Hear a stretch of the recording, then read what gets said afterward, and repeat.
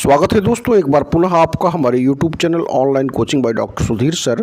और एक बार पुनः उपस्थित है आपके बीच में उसी श्रृंखला की अगली कड़ी जो हमने पिछले 2 दिनों पूर्व आपको प्रोवाइड किया था।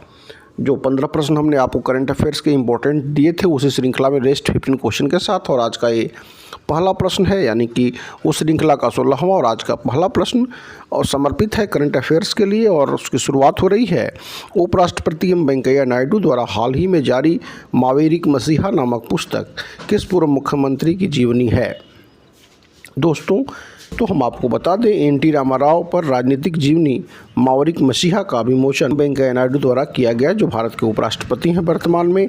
और यार को वैकल्पिक राजनीति के शीर्ष अवधूतों में स्थान, प्रदेश क्षेत्रीय पार्टी के लगभग 9 महीनों के भीतर नाटकीय सफलता ने राष्ट्रीय राजनीति को एक नई दिशा प्रदान की थी। तो यहाँ पर एन.टी. रामाराव सही जवाब हुआ। बढ़ेंगे अगले प्रश्न की तरफ। और अगला प्रश्न जो है वह कह रहा है, वह भारतीय राज्य जिसने हाल ही में अपने राज्य की 800 किलोमीटर सड़कों को हर्बल सड़क के रूप में विकसित करने की घोषणा की है। दोस्तों, हर्बल सड़क के रूप में विकसित करने की यह जो घोषणा की गई है, यह बड़ा ही इम्पोर्टेंट प्रश्न है। और यह राष्ट्रीय घटनाक्रम से संबंधित प्रश्न है और यह राज्य की योजनाओं से संबंधित प्रश्न है। और योजनाओं से संबंधित प्रश्नों का चयन आयोग के द्वारा किया जाता रहा है। तो हर्बल सड़क योजना 800 किलोमीटर घोषित की गई है उत्तर प्रदेश के द्वारा। ये इस प्रकार 17 का ए सही जवाब हुआ। हम आपको बता दें, हर्बल सड़क योजना का जो तात्पर्य है वह है कि सड़क के दोनों तरफ जो है हर्बल और औषधीय पेड़ लगाए जाएंगे। हर्बल सड़कों पर पेड़ों में पीपल, नीम, सहजन के साथ साथ ब्राह्मी, अश्वगंधा, जट्रीफा जैसे हर्बल पेड़ शामिल होंगे। तो यह हर्बल सड़क योजना उत्तर प्रदेश की योजना है। 17 का ए सही जवाब हुआ। बढ़ चलेंगे अगले प्रश्न की तरफ। दोस्तों, 18वां प्रश्न जो यहाँ पर आप देख रहे हैं, भारत में दुनिया का सबसे बड़ा कोविड-19 टीकाकरण अभियान कब से प्रारंभ हुआ है। हम एक बात आपको बता दें कि कभी कभी डेट को लेकर के भी आपको सावधान रहने की आवश्यकता होती है। कभी कोई योजनाओं की शुरुआत अगर हो रही है तो वहाँ पर डेट महत्वपूर्णता रखता है। जैसे स्वच्छ भारत अभियान की बात की जाती थी, या उज्ज्वला योजना की बात की गई है, या फिर मनरेगा की बात की गई है। कई तरह की बातें इस तरह में जब होती हैं तो उस समय डेट इंपॉर्टेंट रोल प्ले करते हैं। और यहाँ पर चूँकि दुनिया का सबसे बड़ा कोविड-19 टीकाकरण अभियान शुरू हुआ था, तो यहाँ पर यह डेट मायने रखता है। और इसका जो सही जवाब होगा हम आपको बता दें, इसका जो सही जवाब होगा वह होगा 16 जनवरी। 18 का सी यहाँ पर बिल्कुल सही जवाब है। दोस्तों, 16 जनवरी 2021 से भारत में दुनिया का सबसे बड़ा टीकाकरण अभियान की शुरुआत हुई थी। बढ़ेंगे अगले प्रश्न की तरफ। और अगला प्रश्न है, इकोनॉमिक इंटेलिजेंस यूनिट द्वारा जारी दुनिया के 167 देशों के वैश्विक लोकतंत्र 2020 की सूची में भारत की रैंकिंग क्या है। यहाँ पर इकोनॉमिक इंटेलिजेंस की बात की गई है और उसके द्वारा जो सूची जारी की गई है 2020 लोकतंत्र की सूची में, उसमें भारत 2 स्थान फिसल गया है दोस्तों, और 53वें स्थान पर आ गया है। तो इस तरह से यहाँ पर आप देखेंगे 19 का बी बिल्कुल सही जवाब हुआ। 19 का बी, भारत 53वें स्थान पर है। और जहाँ तक हम कह सकते हैं कि सबसे सूचकांक जो एक प्रश्न यह भी बन सकता है कि इस सूची में सबसे ऊपर स्थान पर कौन है, तो नॉर्वे को शीर्ष स्थान प्राप्त हुआ है। तो यहाँ पर जो प्रश्न है उसके अनुसार 53वीं, 19 का बी सही जवाब हुआ। बढ़ चलेंगे अगले प्रश्न की तरफ। और अगला प्रश्न यहाँ पर आप देख रहे हैं वो भी एक बार पुनः कोरोना से ही संबंधित है। और इसमें कहा जा रहा है कि देश का पहला कोरोना मुक्त केंद्र शासित प्रदेश फरवरी 2021 में कौन बना। यहाँ पर दोस्तों बात की जा रही है पहला corona free union territory. 4 union territory यहाँ पर मेंशन है। हम आपको बता दें कि इस तरह की घोषणा करने वाला स्वास्थ्य मंत्रालय के द्वारा the Andaman Nicobar island has become the first state और union territory in India to be officially rid of the कोविड-19 इन्फेक्शन। तो यह फरवरी 2021 में इसकी घोषणा की गई। अंडमान निकोबार द्वीप समूह जहाँ पर जो केसेज है वह 0 रहे, और इस तरह से पहला कोरोना मुक्त केंद्र शासित प्रदेश बनने का गौरव प्राप्त हुआ है। तो 20वें का सी बिल्कुल सही जवाब हुआ। कोरोना को आपको ध्यान में रखना होगा। आने वाली आगामी परीक्षाओं में कोरोना को से लेकर के 2 या 3 प्रश्न निश्चित तौर पर बनने चाहिए, एक या बनेंगे ही, तो इसको आप निश्चित तौर पर आप ध्यान में रखिएगा। बढ़ चलेंगे अगले प्रश्न की तरफ, और अगला प्रश्न यहाँ पर जो स्लेट संबंधित है उसको देखें। बड़ा यूनिक टाइप का क्वेश्चन है। भारत का पहला श्रम आंदोलन संग्रहालय यानी कि लेबर मूवमेंट म्यूजियम कहाँ पर स्थापित करने का निर्णय लिया गया है। दोस्तों, इस तरह की शुरुआत करने वाला जो राज्य है वह है केरल। भारत का पहला श्रम आंदोलन संग्रहालय केरल के अलपुझा में स्थापित किया जा रहा है। अलपुझा जो हाउस बोट पर्यटन केंद्र है केरल में, वहाँ पर विश्व श्रम आंदोलन के संबंधित महत्वपूर्ण दस्तावेजों और केरल के श्रमिक आंदोलन के प्रदर्शनों को प्रदर्शित करने का उद्देश्य इस संग्रहालय के द्वारा किया जाएगा। केरल प्रथम श्रम आंदोलन संग्रहालय, जहां पर प्रथम आ जाता है, थोड़ी सी आपकी जागरूकता बढ़ जानी चाहिए और उसको आपके मनोमस्तिष्क में मानस पटल पर निश्चित तौर पर अंकित कर लेना चाहिए। करंट अफेयर्स का दायरा व्यापक है, विशाल है, जैसे मैं कई बार आपको अवगत करा चुका हूं, लिहाजा आपको थोड़े सावधान हो जाने की आवश्यकता है, प्रश्न को आकलन करने की आवश्यकता है और अपने मानसिक पटल पर अंकित करने की आवश्यकता है। बढ़ चलेंगे 22वें प्रश्न की तरफ, और यहाँ पर 22वां जो प्रश्न है, 9 जनवरी 2021 को मनाए गए 16वें भारतीय प्रवासी भारतीय दिवस सम्मेलन का केंद्रीय विषय क्या था। दोस्तों, जब कभी कभी थीम से सब्जेक्ट आपका प्रश्न आ जाता है कि उस जो आंदोलन हुआ था या वो कोई जो प्रोग्राम हुए थे उसका थीम क्या था, तो उससे संबंधित चीज़ों को आपको याद करना चाहिए। और यहाँ पर जो 22वां प्रश्न है उसका जो थीम की बात मैंने की है, केंद्रीय विषय की बात की है, वह था, यहाँ पर जो सही जवाब होगा वो होगा 22 का बी, आत्मनिर्भर भारत में योगदान। यह जो NRI सम्मेलन हुआ था, जो वर्चुअली हुआ था पहली बार यहाँ पे 16वें भारतीय दिवस सम्मेलन का, जिसका केंद्रीय विषय था आत्मनिर्भर भारत में योगदान। और जैसा कि आप जानते हैं, 16वें प्रवासी भारतीय दिवस सम्मेलन के जो मुख्य अतिथि थे वह सूरीनाम गणराज्य के राष्ट्रपति चंद्रिका प्रसाद संतोखी थे।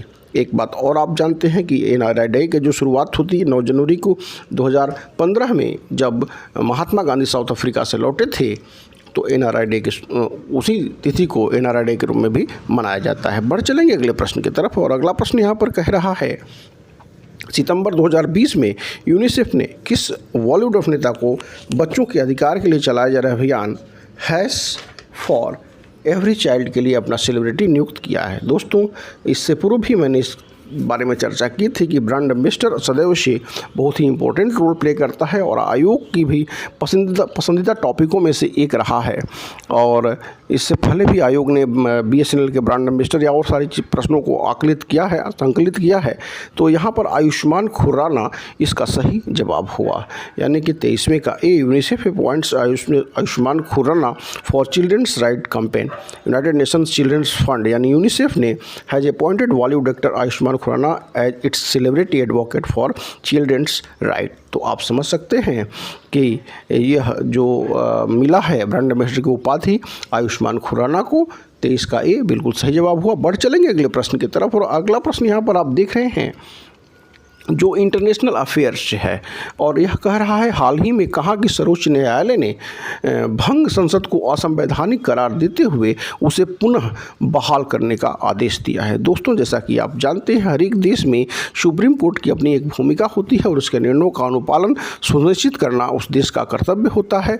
और हर एक देश की अपनी अपनी जो संवैधानिक व्यवस्थाएं हैं उसमें न्यायपालिका, विधायिका, कार्यपालिका जो पिलर के रूप में काम करते हैं। तो न्यायपालिका ने यह आदेश किस देश के संदर्भ में किया है, 4 ऑप्शन यहाँ पर दृष्टिगत हो रहे हैं। यह भारत के पड़ोसी देश का ही मामला है और यह नेपाल का मामला है। जब दोस्तों नेपाल यहाँ बिल्कुल सही जवाब हुआ। अब एक प्रश्न और आप दृष्टि अपने रख लेंगे कि वर्तमान में नेपाल के प्रधानमंत्री कौन है, तो KP शर्मा ओली नेपाल के प्रधानमंत्री हैं। और जहाँ तक राष्ट्रपति की बात है तो विद्या देवी भंडारी वर्तमान में नेपाल की राष्ट्रपति हैं। एक बात और हम आपको बता दें कि विद्या देवी भंडारी जो हैं नेपाल की फर्स्ट लेडी प्राइम मिनिस्टर भी हैं। तो 2 चीज़ें आपके दिमाग में होनी चाहिए। नेपाल के राष्ट्रपति जो हो गई यहाँ विद्या देवी भंडारी, और प्रधानमंत्री जैसा कि आप जानते हैं KP शर्मा ओली, और पहली महिला राष्ट्रपति भी हुई विद्या देवी भंडारी। बढ़ चलेंगे आगे अगले प्रश्न की तरफ। General earth system science data में प्रकाशित अध्ययन रिपोर्ट के अनुसार कोरोना वायरस के कारण लगाए गए लॉकडाउन के कारण वर्ष 2020 में कार्बन डाइऑक्साइड के वैश्विक उत्सर्जन में कितने प्रतिशत की कमी आई। दोस्तों बड़ा ही महत्वपूर्ण प्रश्न है और यहाँ पर कह रहा है कि कितने प्रतिशत की कमी आई। यद्यपि लॉकडाउन से पूरी वैश्विक अर्थव्यवस्था को ज़बरदस्त नुकसान पहुंचा था, लेकिन कुछ मामलों में हर एक, जैसे कि every coin has two sides तो यहाँ पर एक बात मानते हैं हम कि लॉकडाउन के दौरान पर्यावरणीय दृष्टिकोण से बड़े ही सुखद परिणाम दृष्टिगत हुए थे और सुखद परिणाम का नतीजा हुआ कि कार्बन उत्सर्जन में 7% की कमी आई। 7% को आपको अपने दिमाग में अंकित कर लेना चाहिए। 25 का जो सही जवाब हुआ ए हुआ 7% यहाँ पर। और बढ़ चलेंगे अगले प्रश्न की तरफ और अगला प्रश्न है, जलवायु परिवर्तन में सबसे अधिक प्रभावित देश जिसे हाल ही में प्रकाशित वैश्विक जलवायु जोखिम सूचकांक 2021 में शीर्ष स्थान मिला। दोस्तों इस तरह के शीर्ष स्थान की प्राप्ति करने की कामना किसी देश की नहीं होती और यह शीर्ष स्थान मिला है। जो 4 ऑप्शन यहाँ पर देख रहे हैं, यहाँ पे जो आपको दृष्टिगत हो रहे हैं, वहाँ पे हम आपको बता दें कि जो शीर्ष स्थान मिला है वह मिला है मोजाम्बिक को। मोजाम्बिक 26 का डी सही जवाब हुआ।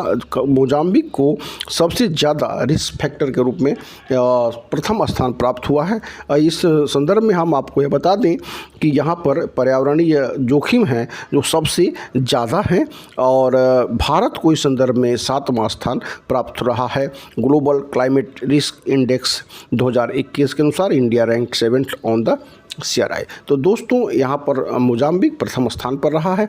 बढ़ चलेंगे अगले प्रश्न की तरफ और अगला प्रश्न है, वह देश जिसने फरवरी 2021 में दुनिया का सबसे बड़ा पवन ऊर्जा संयंत्र ऑफशोर विंड फार्म 2030 तक स्थापित करने की घोषणा की है। दोस्तों इस तरह की घोषणा करने वाला जो देश है वह है साउथ कोरिया। दक्षिणी कोरिया ने करीब 43 बिलियन डॉलर खर्च करने की बात की है और इसके हिसाब से वह 2030 तक इस तरह के विंड फार्म की स्थापना कर देगा। दक्षिणी कोरिया 27 का सी। बड़ा ही महत्वपूर्ण प्रश्न आपके इंटरनेशनल अफेयर्स के पॉइंट ऑफ व्यू से।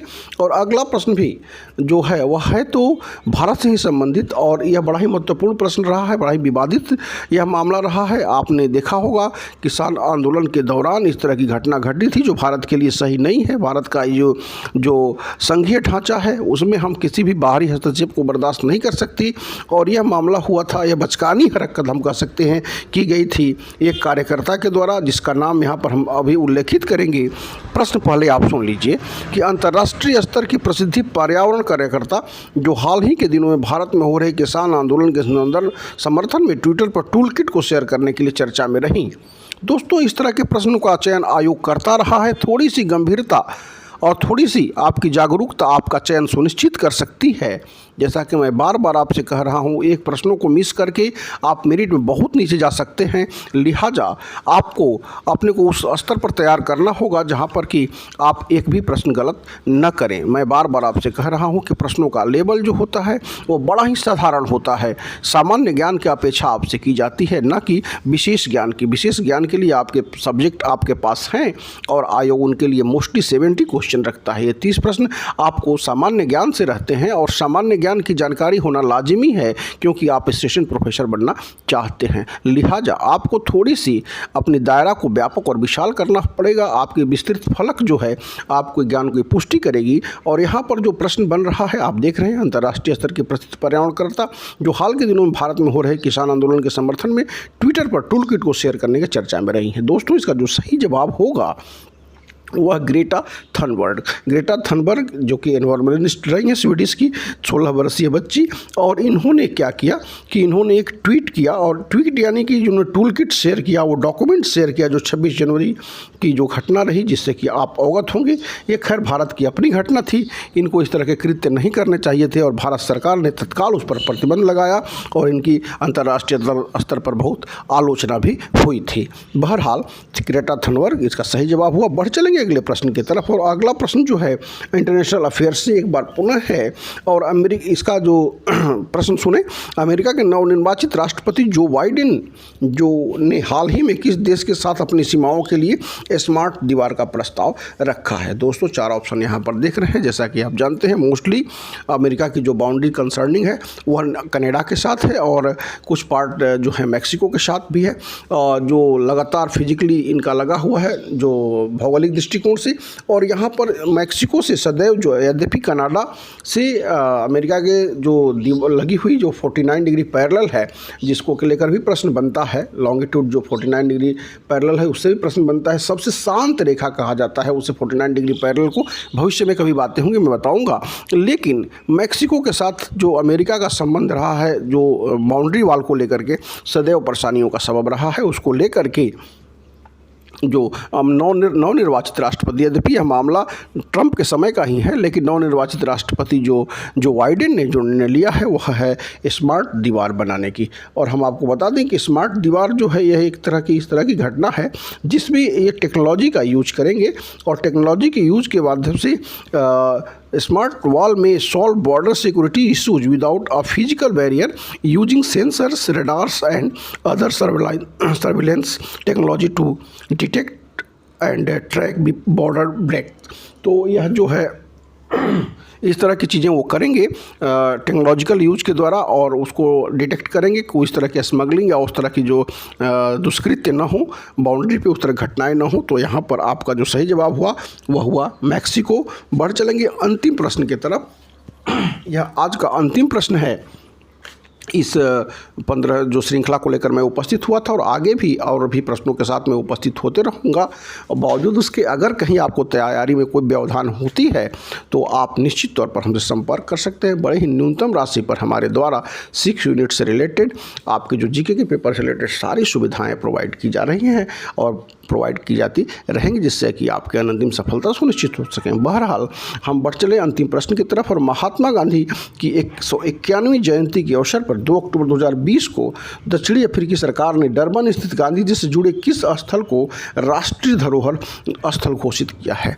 बड़ा ही महत्वपूर्ण प्रश्न है दोस्तों, और महत्वपूर्ण प्रश्नों का चयन मैं करता हूं, अपने समय क्वेश्चन को क्रिएट करता हूं और आपके लिए लेकर उपस्थित होता हूं। और यहाँ पर जो आप देख रहे हैं कि महात्मा गांधी की 151 बर्थडे। दोस्तों मैंने कई बार आपसे कहा है कि जहाँ पर भी किसी महापुरुष की जयंती की बात हो, इससे पूर्व भी मैंने आपको पराक्रम दिवस से संबंधित बातें की थी जो सुभाष चंद्र बोस जी के संदर्भ में। इससे पहले भी मैंने भारतीय नौसेना के पिता और जो शिवाजी की बातें मैंने की थी उनके बर्थडे के संबंध में मैंने की थी। इससे पूर्व भी आयोग भी इस तरह के प्रश्नों का चयन करता रहा है। तो यहाँ पर अब बात की गई है 151 बर्थडे महात्मा गांधी की, और इस पर घोषणा करने की बात की गई है जो है कि दक्षिणी अफ्रीकी सरकार के द्वारा। तो हम आपको बता दें कि यह बात इसका जो सही जवाब होगा वह होगा फोनिक्स सेटलमेंट। दक्षिणी अफ्रीकी सरकार ने डरबन में फोनिक्स सेटलमेंट को महात्मा गांधी की 151 जयंती पर राष्ट्रीय धरोहर स्थल घोषित किया है। जैसा कि आप जानते हैं कि फोनिक्स जो फॉर्म था वहाँ पर गांधी जी ने एक अखबार की भी शुरुआत की थी, और वह था इंडियन ओपिनियन। दोस्तों फोनिक्स सेटलमेंट इसका सही जवाब हुआ, तीसवें का डी। और इसी के साथ इस प्रश्नों यह जो 15 प्रश्न की श्रृंखला थी आज के लिए समाप्त हुई। भविष्य में पुनः हम उपस्थित होते रहेंगे आपके बेहतरी के लिए, आपके अंतिम सफलता के लिए। हम पुनः आपके लिए नए वीडियो के साथ उपस्थित होंगे। तब तक के लिए ढेर सारा धन्यवाद।